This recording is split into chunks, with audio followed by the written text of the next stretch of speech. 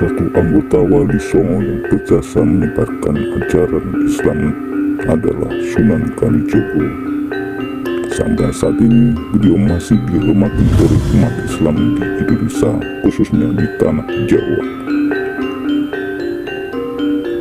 Beliau memasukkan nilai-nilai Islam ke dalam budaya yang dipegang kuat oleh masyarakat Jawa, sehingga ajaran Islam bisa diterima secara baik. Beberapa peninggalan Sunan Kalijogo yang masih kita temukan sampai saat ini yaitu adalah tembang gundul-gundul Paculu, seni wayang kulit, seni gamelan ukir, dan beduk masjid, hingga sistem pemerintahan yang telah ditinggalkan oleh Sunan Kalijogo.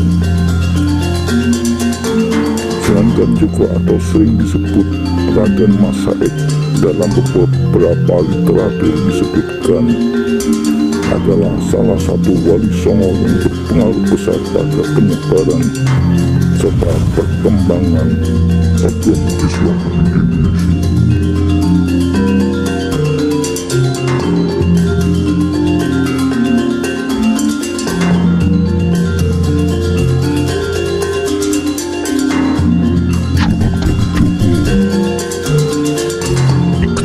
Lahir ketika masa kejayaan kerajaan Majapahit sedang berada di ujung tanduk.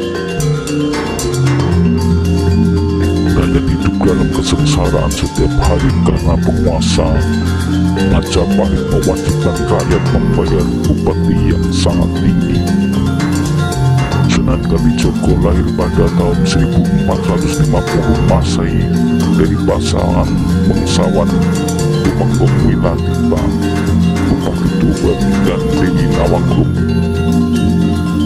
Karena darah bangsawan miliknya, Sunan Kalijogo diberi gelar sebagai Raden Mas Said.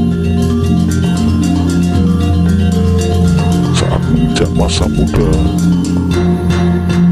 Raden Mas Said mulai prihatin dengan kehidupan masyarakat di sekitar tempat tinggalnya.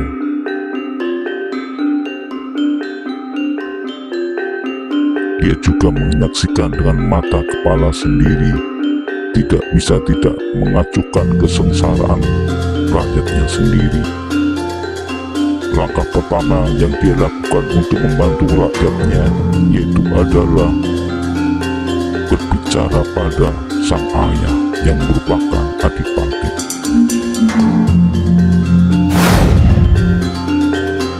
Raden Mas Said menyadari bahwa seorang Adipati seperti ayahnya tidak mempunyai kekuatan untuk mengatur upeti. Dia mendengar langsung tangisan bocah yang kelaparan dan meminta makan pada orang tuanya. Orang tua tidak punya kemampuan untuk mengatasi rasa lapar anak. Satu-satunya orang yang dapat mengatur upeti adalah sang maharaja yang berkuasa. Sementara itu, rakyat tidak punya pilihan selain membayar atau menerima hukuman. Raden Mas Said kemudian memutuskan untuk menjadi seorang pencuri, dan aksi pertamanya dia lakukan di gudang kadipaten sendiri. Saat itu dia mengambil berbagai makanan dari gudang dan membagikannya pada rakyat yang membutuhkan secara diam-diam setiap malam. Rakyat sendiri tidak tahu dari mana asalnya bahan makanan tersebut, namun kejadian itu terus terjadi selama beberapa waktu. Kemudian mereka memberikan julukan maling culing. Berarti orang pencuri yang mencuri bukan untuk dirinya sendiri, melainkan untuk dibagikan pada orang-orang miskin. Karena dia sadari penjaga kadipaten mulai mencurigai gerak-geriknya, mereka berhasil menangkap basah Raden Mas Said. Ketika melancarkan aksi dan mengungkap rahasia di balik fenomenanya itu, paling juli yang ramai dibicarakan oleh masyarakat. Mengenai perbuatan anaknya, Kilatik marah besar lalu mengusir Raden Mas Said dari istana Kadipaten sebagai hukuman baginya. Sebaliknya Raden Said tidak merasa gentar setelah mendapatkan hukuman tersebut sebagai seorang maling. Bahkan bukan hanya mencuri, namun juga merampok serta membegal semua orang kaya yang tinggal di wilayah Kabupaten Tuban. Raden Mas Said bagi masyarakat dia adalah seorang pahlawan, sementara itu bagi kaum bangsawan Raden Mas Said adalah ancaman yang nyata.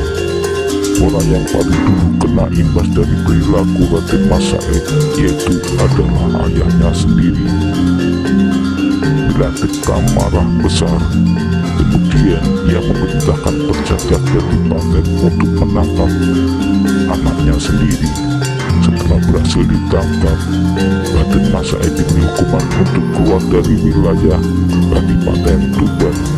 Meski demikian, hukuman yang kedua ini tidak mengubah pendirian Raden Mas Said. Raden Mas Said terus berjalan mengikuti arah kakinya hingga dia sampai di hutan Jatiwangi, sehingga bertemu dengan Sunan Bonang dalam perjalanan menuntut ilmunya.